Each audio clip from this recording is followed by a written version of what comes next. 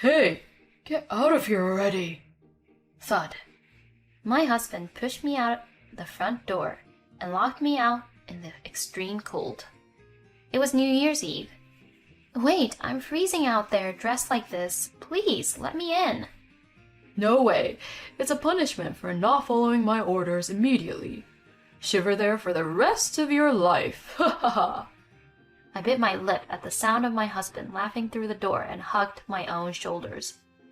I was sweating profusely from the last-minute cleaning, and my t-shirt was completely soaked through as I began to walk outside.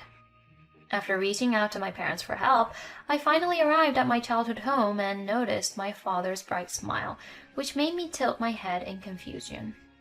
I know you just got here and you're probably tired, but could you take a look on the balcony for a minute? You're going to see some interesting stuff. I peeked at the window in horror, wondering what was going on. What? My husband was locked out half naked on the balcony and was starting to turn blue. I couldn't believe what was happening. My name is Nova, and I'm just an average housewife. Edgar and I have been married for 10 years without even realizing it. We have a daughter named Holly, who will turn 8 this year. And although we're not wealthy, we're not struggling financially either. Every day our child is healthy and shares their daily experiences with us, laughing and smiling. Living a stable life allowed me to appreciate the happiness in such simple and uneventful days. However, this doesn't mean that life is always free of unpleasant events. I have one depressing day a year. That is a total of 4 days from New Year's Eve to January 3rd. For the first 10 years of our marriage, my husband and I would go back to my in-laws' house every New Year's Eve morning, where I would prepare the New Year's meals with my mother-in-law. And in the evening, I would also prepare dinner and such. Up until that point, it was still okay. Many housewives like me still do these kind of things. However, the problem starts after New Year's. My husband's relatives would gather in his parents' house, and I would have to act like a servant and entertain them. I pour drinks for my relatives who do nothing but engage in trivial conversations or watch TV, prepare snacks, and then wash the leftover dishes. It's no exaggeration to say that this is just a repeated cycle. The only time my mind can be at ease is when I go shopping for ingredients. If I had to choose between entertaining relatives and waiting in a long line at the supermarket, I'd rather do the latter. However, I should mention that my in-laws are not bad people, and my mother-in-law doesn't believe me for no reason. It's just that she holds on to some outdated values. Most of the relatives are elderly and have trouble walking or standing up straight. With the idea that a daughter-in-law is there to take care of the housework and housekeeping, my mother-in-law expects me to work more than anyone else. For their part, the relatives sometimes give Holly, my daughter, an allowance.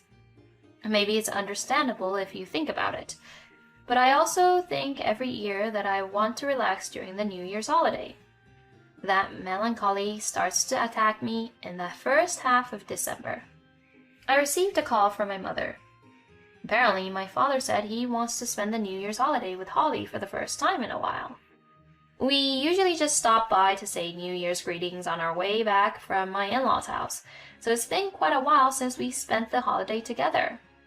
I go to visit during Holly's summer vacation for about a week, so it's not like I never see them, but I understand their desire to spend New Year's with their granddaughter.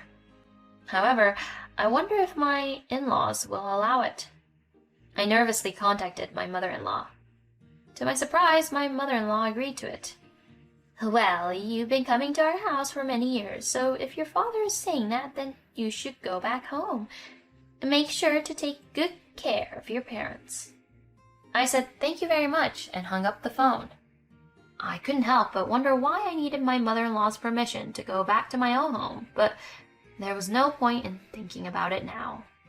I called back and said, I can come home for New Year's, and heard my mother's joyful voice on the other end of the line. It seemed like I could finally relax for the first time in a while during the New Year's holiday. The usually depressing end of the year felt brighter. When Edgar came home from work, I told him about what happened today. Oh, really? That's great news. You're always dealing with your relatives, right? Forget about them all this year and just take a good rest. As Edgar said that, he gave me words of encouragement. Okay, let's do that, I replied. Then I asked, hasn't it been quite a while since you last saw my parents too? And then, unexpectedly, he replied with these words. I'm not going to your parents' house, Nova. Huh? I had thought that Edgar would come with me. However, upon reflection, I realized that while I was happy to be able to return to my own family, it was not necessarily the same for Edgar. Were you hoping to go to your parents' house as usual? If you really want to, we can spend New Year's separately. When I responded with disappointment, Edgar quickly replied, No, that's not it. No, I don't plan on going to your parents' house. I was just thinking of spending New Year's with my friends this year. A New Year with friends? You're kidding. Don't make such a boring joke. I know that Edgar has single friends who are free on New Year's Eve, but does that mean he has to spend it with them this year? If he wanted to go to his family's house, I could understand, but why would he refuse to come to my family's house for that reason? What are you talking about? Come with me too. My parents also want to meet you, and there's no rush to spend time with your friends. You can do that next year. However, Edgar stubbornly refuses. Well, I don't know if we can gather with friends next year, and besides, I don't like your father, Nova. He's kind of muscular and intimidating for his age, and he seems like he would get angry no matter what, so he's scary. I didn't want to feel intimidated on such a celebratory day as New Year's. My father is a retired firefighter and still does daily muscle training. So I admit he has a more intimidating presence than an average adult male. But to not want to come because of fear of feeling intimidated on New Year's Day. I feel the same way. I don't want to feel intimidated either, but this is not something we've done every year. Do you realize how difficult it is to spend several days at my in-laws' place with no place to call our own, trying to be considerate of your parents and relatives? Do you understand how much of a challenge that has been for me? It's because you're a woman. There's nothing to be done about. Edgar raised his voice, exasperated by the argument. What do you mean there's nothing to be done about it? Don't say ridiculous things. Just as I was about to say so, I heard voices coming from the bedroom. Mom! Apparently our argument woke up my daughter. Sorry, Mom and Dad were so loud. Look, I won't make any more noise, so go back to your room and go to bed. I said this and headed to the bedroom with Holly. And then, on New Year's Eve, I was still at home, even though the time I had promised to meet my parents had passed. I should have arrived at my parents' house by sunset, but the cleaning took longer than expected. This year, I had put off going to my in-laws' house because I wasn't planning on visiting them. I was reflecting on this as I prepared to leave while wondering what exactly I had been doing. Suddenly, Edgar emerged from his room, seeming restless. I couldn't accept that Edgar had said he was going to spend New Year's Eve with his friends, so I ended up asking him about it. Hey, are you really not coming to my parents' house? Edgar showed obvious irritation at my question. You're so persistent. I said I'm not going. More importantly, how long are you going to stay at home? Soon my friends will come over to my place. If you and Holly were there, it would be a burden for them. That's right. Edgar had decided to spend New Year's Eve with his friends at our house, which was the reason why I had cleaned the living room extra thoroughly. This was one of the reasons why the cleanup took so long. Come to think of it, if Edgar had helped with the cleaning, we could have finished earlier. Instead, he only cleaned his own room and then just lazed around. I was quite irritated by Edgar's attitude, but I didn't want to worry our parents any further by going past our agreed time. I did not talk back to Edgar and quietly helped Holly get ready. Edgar then opened his mouth again. Hey, are you done with Holly's preparation? When I replied with yes, we finished, Edgar suddenly approached us. Then he forcefully handed me a coat, wallet, and the bag with clothes that were nearby. All right, now go ahead and hurry up. Then he pushed us out of the house. Wait a minute. Although Holly was ready, I wasn't quite done with my preparations. I had just finished sweating from cleaning and was only wearing underwear and a t-shirt on the upper half of my body, just in case I got dirty. I had planned on wearing a sweater or something warm since I had heard it was going to get cold tonight. Wait, Edgar, I'm not ready yet. Hey, open up, I begged, but contrary to my plea, Edgar locked the front door. Great, I'm freezing with just this coat on. I even forgot my gloves and scarf. I knocked on the door a few more times, but there was no response. What is he thinking? I considered staying outside until Edgar's friends arrived, but that wouldn't be fair to Holly. So we decided to head to my parents' house instead, walking to the nearest station and taking a train there. I knew that just wearing a shirt and coat wouldn't be enough to keep me warm, so we bought some warm drinks and hand warmers from a convenience store. That's when I realized I left my phone at home. Should I go back to get it? But I doubt Edgar will let me in the house. Besides, if I saw Edgar's face right now, I might punch him. Let's be positive here. Without my phone, I wouldn't have to talk to Edgar until January 3rd. Okay, let's relax with Mom during the New Year's holiday, I said to Holly, and she replied with a cheerful yeah, that showed she wasn't bothered by the cold. I arrive at my parents' house and my mother greets me. Welcome back, my mother welcomed me with a smile, but then looked puzzled when she saw me. Why are you dressed so lightly? It's cold outside. And where is your father? Huh? What do you mean? As I listened to her, I learned that my father was worried when I didn't show up at that agreed time, and drove to my house. Oh no, did we miss each other? My phone is at home, so I'll call my dad's cell phone using the landline here. Just as I thought that, the phone at my parents' house rang. I heard my mother pick up the phone and say, "Oh, it's your father. Nova just got home." Perfect timing. My mother motioned for me to take the call. Sorry, Dad.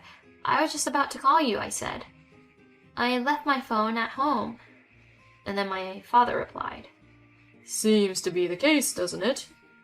Where does he know that I forgot my phone? Was it just a guess? As I was thinking about it, my father continued speaking. I know you just arrived and might be tired, but could you come back to your house for a bit, Nova? What is he talking about? My father was the reason why I came back to my parents' house, and now he wants me to go back home? Besides, if I go back now, it'll be past midnight, and I'll be welcoming the new year alone. What is my father thinking? I know it's sudden, but please, I'm begging you. You'll see something interesting. In the end, I decided to go back to my house. Given the time, we decided to leave Holly with my mother.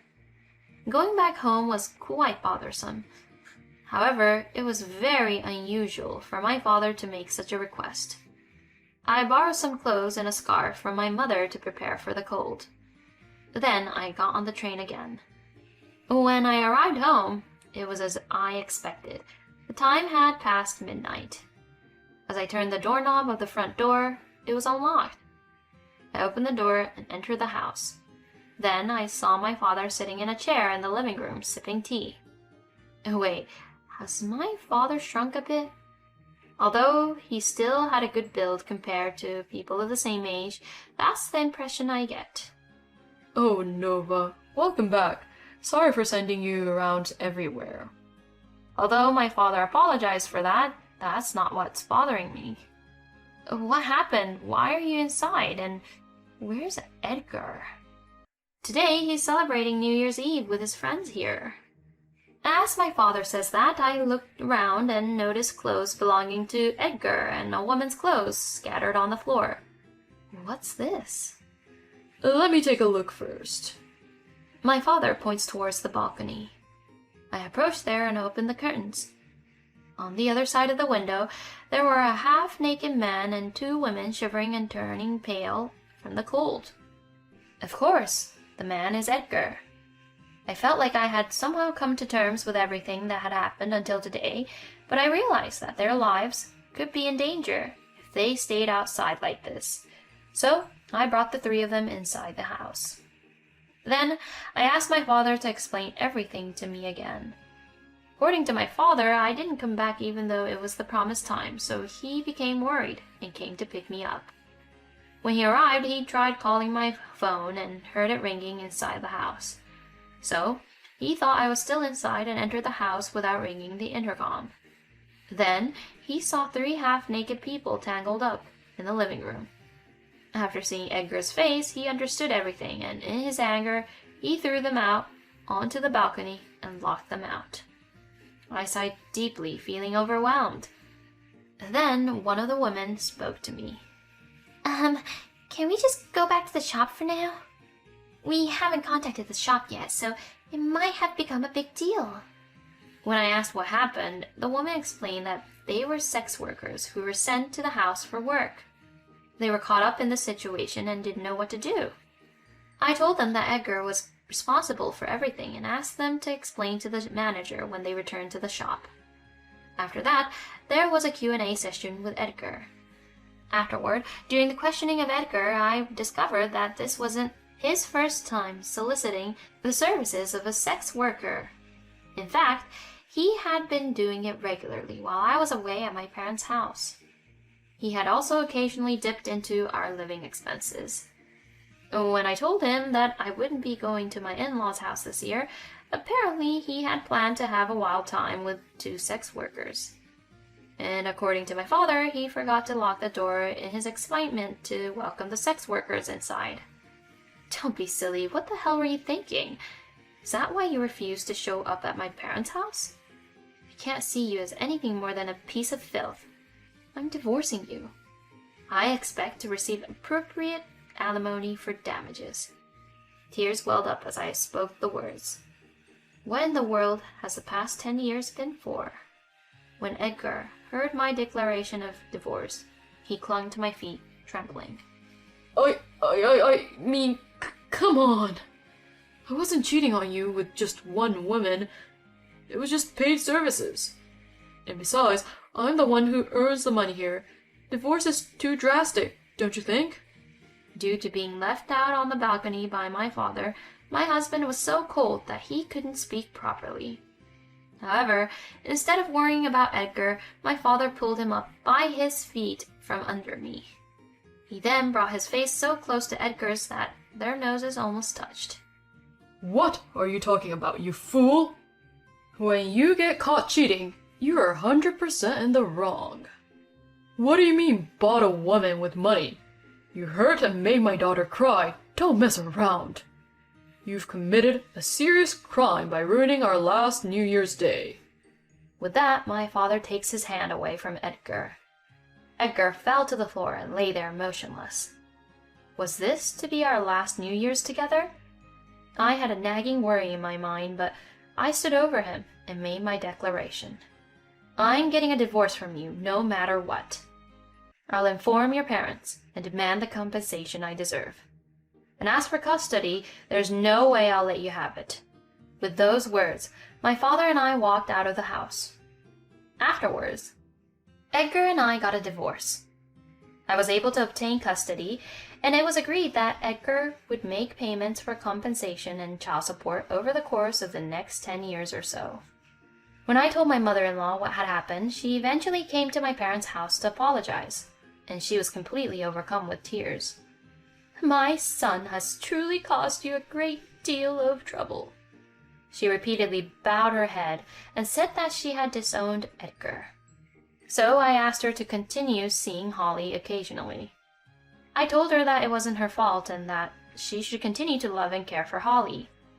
As for Edgar, he reportedly received a hefty fine from the sex establishment, in addition to the compensation payment due to this incident.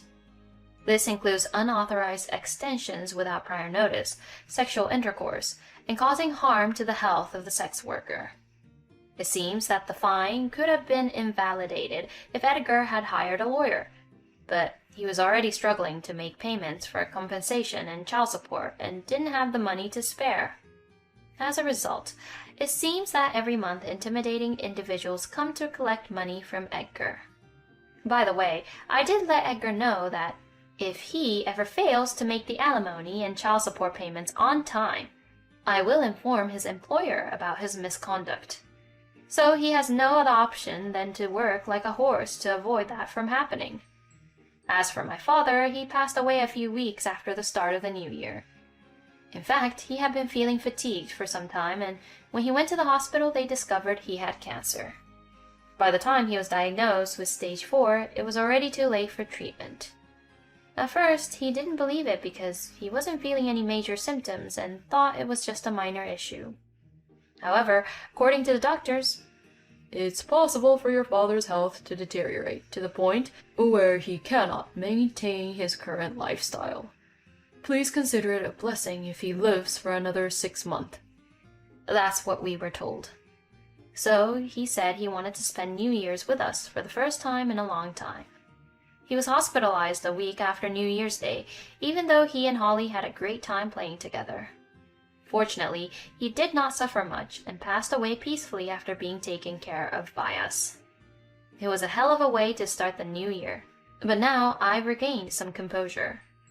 I am relieved that I was able to be with my father during his final moments and that I could end things with Edgar.